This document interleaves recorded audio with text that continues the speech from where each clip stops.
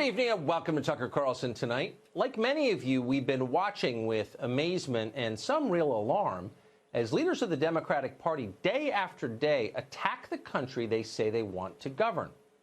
It is remarkable, and it's a very new development, by the way. Just a few years ago, even the most liberal Democrats in Congress felt obligated to say patriotic things about America. They may not have felt it, but they said it, and that matters. Now, it's routine to hear Democratic presidential candidates question the basic legitimacy of the United States.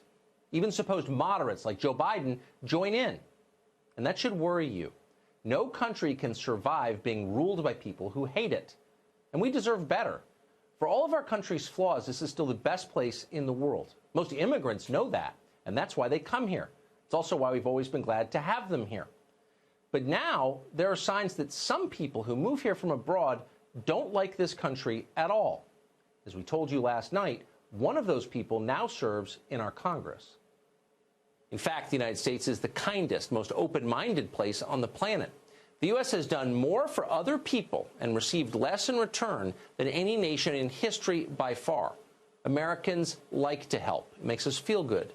Some of our deepest satisfaction as a country comes from watching penniless immigrants arrive on our shores, buy into our values, and thrive.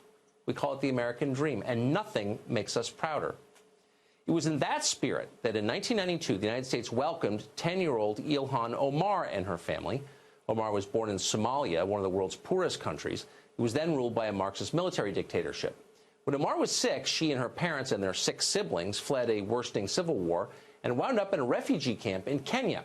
They spent 4 years there until America offered the family asylum here and let them settle in Minneapolis. Omar's father drove a taxi at first, then got a job at the post office, working for the government.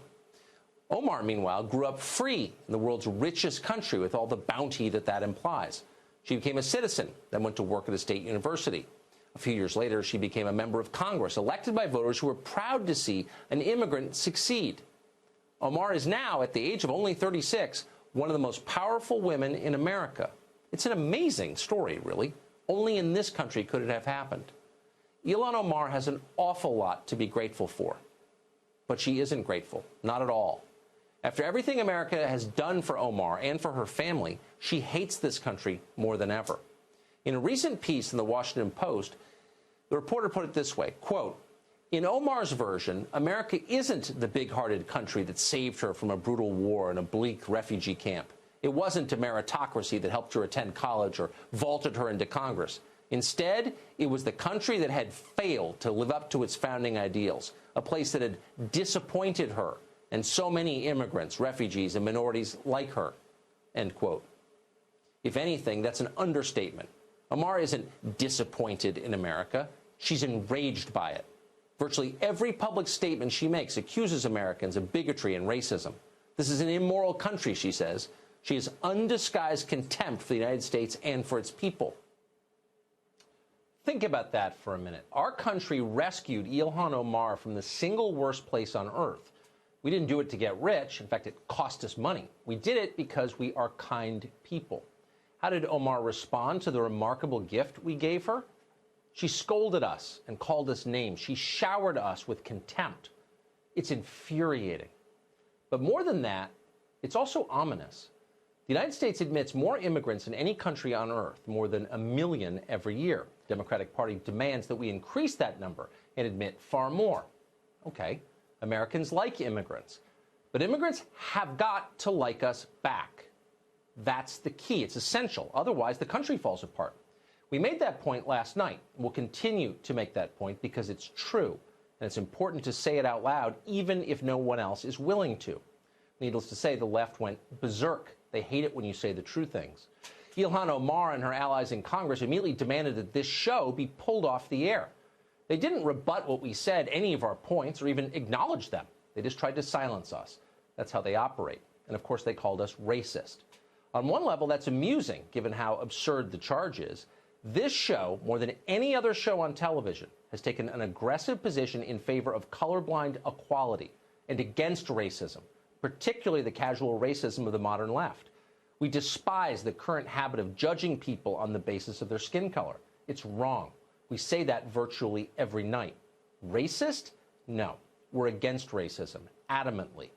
Omar consistently puts her own race at the center of the conversation. But to us, it's irrelevant. Ayaan Hirsi Ali, for example, would, by the standards of identity politics, by Omar's standards, seem to have everything in common with Ilhan Omar. Like Omar, she was born in Somalia, moved to Kenya, and eventually came to this country. Unlike Omar, Ali loves and cares about the United States. She believes our country is superior to the country she came from, and she says that. For saying that, the left despises her. Omar's friend Linda Sarsour once tweeted that Ali deserves to be mutilated for her beliefs. So, two Somali immigrants, one among the most impressive people in America, the other among the least. It's not about race. But of course, Omar and her friends already know that. Nothing they say on the subject of race is sincere. It's all a hustle designed to get them what they want. Omar has made a career of denouncing anyone and anything in her way as racist. That would include virtually all of her political and personal opponents. It includes even inanimate objects like the proposed border wall. That's racist. So is the United States Congress. So is the entire state of North Dakota, she once tweeted. Omar may be from another country, but she learned young that crying racism pays. The bigger question is, who taught her that? She didn't arrive from a Kenyan refugee camp denouncing people as bigots for political gain. She wasn't always a professional victim. That's learned behavior. Unfortunately, she learned it here. So in some ways, the real villain in the Ilhan Omar story isn't Omar herself. It's a group of our fellow Americans. It's our cultural gatekeepers who stoke the resentment of new arrivals and turn them into grievance mongers like Ilhan Omar. The left did that to her and to us. Blame them first.